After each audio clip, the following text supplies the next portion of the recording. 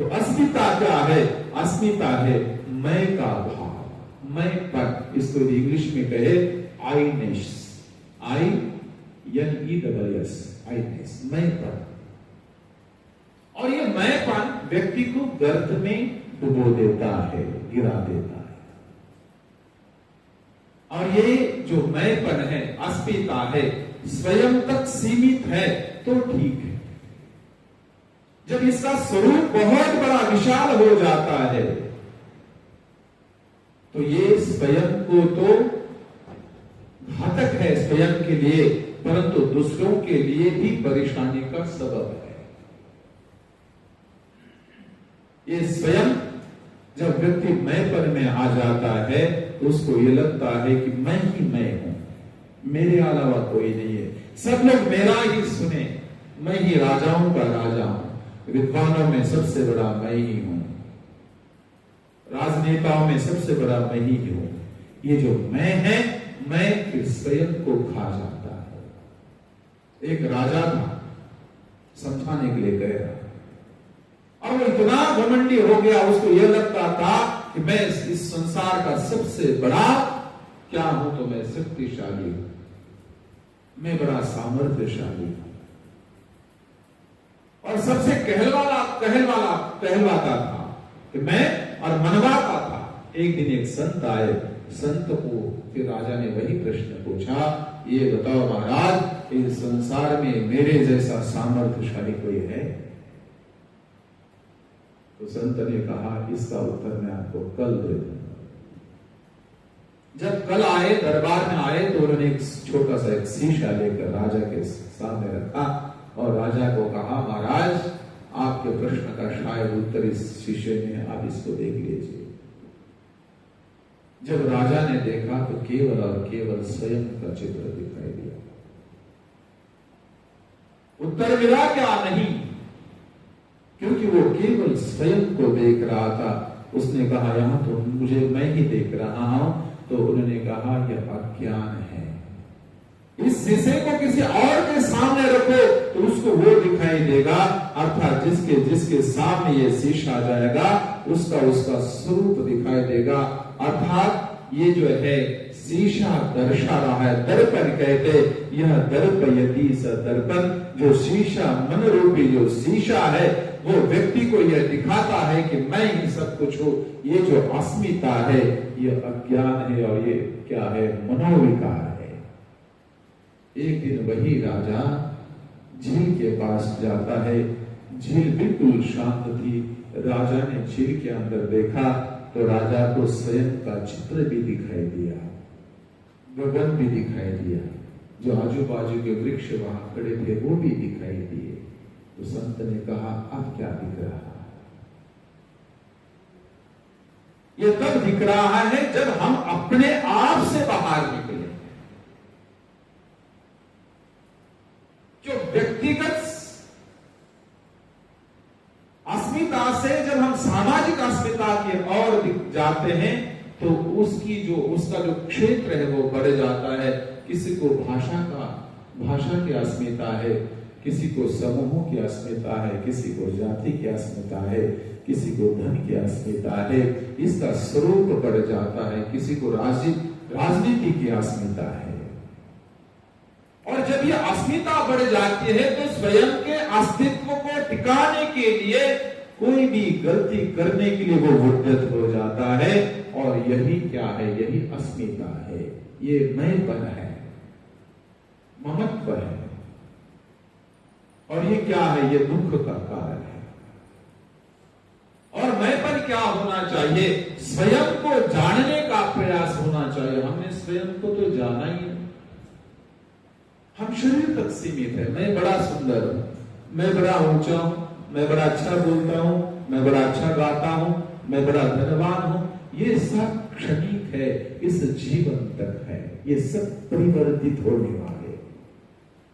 जो बाल्यकाल में जो स्थिति थी आज वो हमारी नहीं है। हमारी स्थिति बढ़नी चाहिए।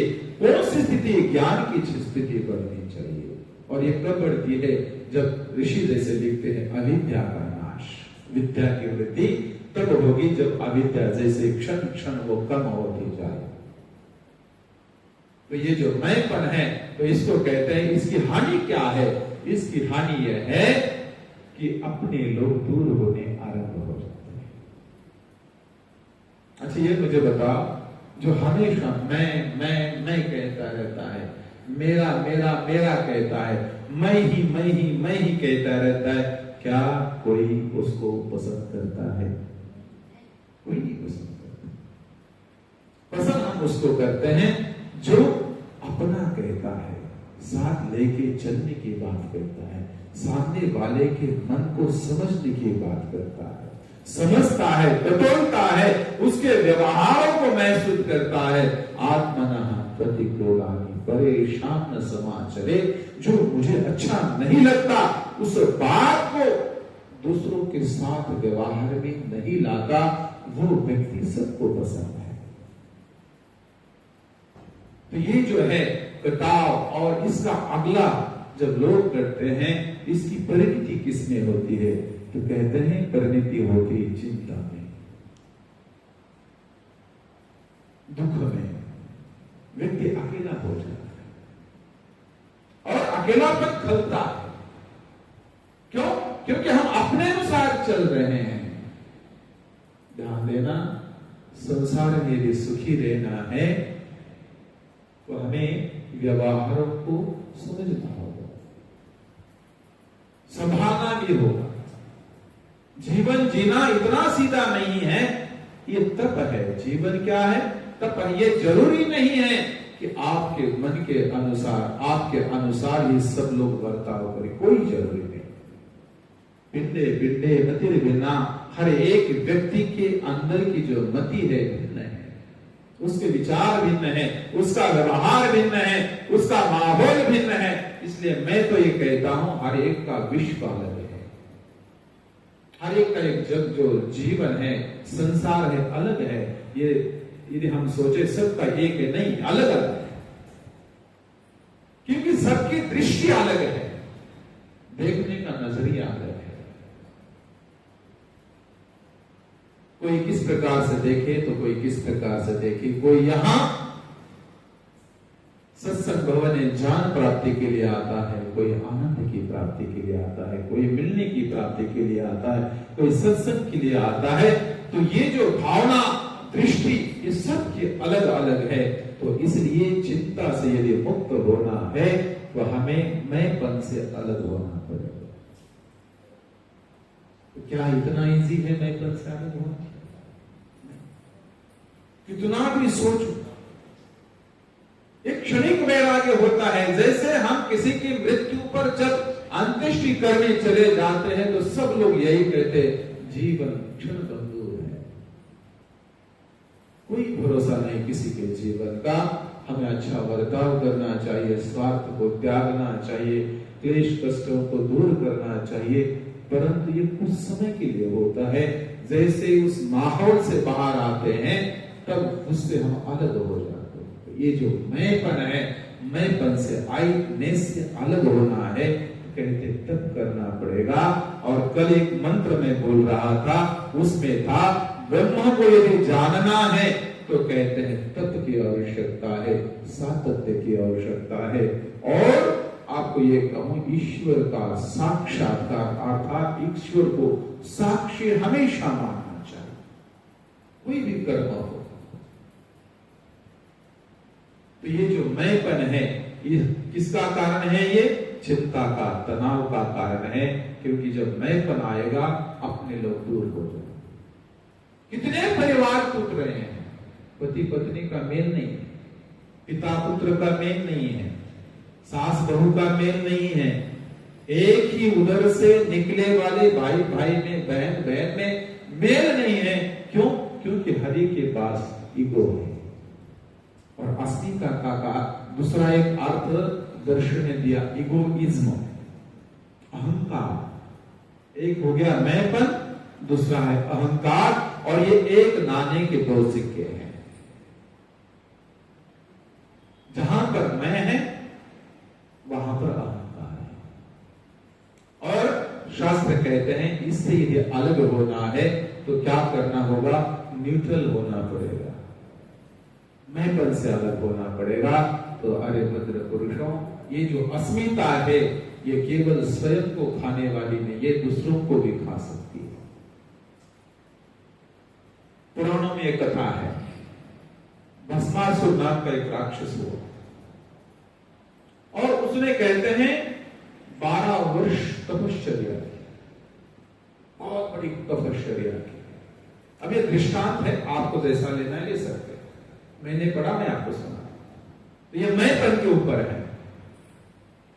12 वर्ष के उपरांत के बाद कहते हैं उसकी इच्छा पूर्ति हुई, महादेव उसको प्रसन्न हुए और महादेव ने यह पूछा, बोलो क्या वर चाहिए? भाई कहते हैं ना किसी को हम प्रसन्न कहते हैं, वो कहता है क्या वर चाहिए। अब ये कथा है, समझाने के लिए बता रहा, नहीं तो आप बोलेंगे आचार्य जी कहां से महादेव उत्पन्न हुई, ये समझाने की कथा है। तो महादेव ने पूछा, बताओ आपको क्या चाहिए? तो उस व्यक्ति ने कहा, उस राक्षस ने कहा, मैं ये वरदान चाहता हूं कि संसार में मैं सबसे शक्तिशाली बनूं और जिसके सर पर हाथ रखूं वो भस्म हो जाए। क्या हो जाए जी? भस्म हो जाए। आप देखो, जिसको इतना बड़ा वरदान मिल जाए कि जो मैं चाहूं वो प्राप्त हो और जिसके सर पर हाथ रखूं वो समाप्त हो। सबसे पहले तो उसने महादेव की पत्नी के पीछे लग गया, महादेव को भस्म करने की सोची उसने, फिर विष्णु के पीछे लगे।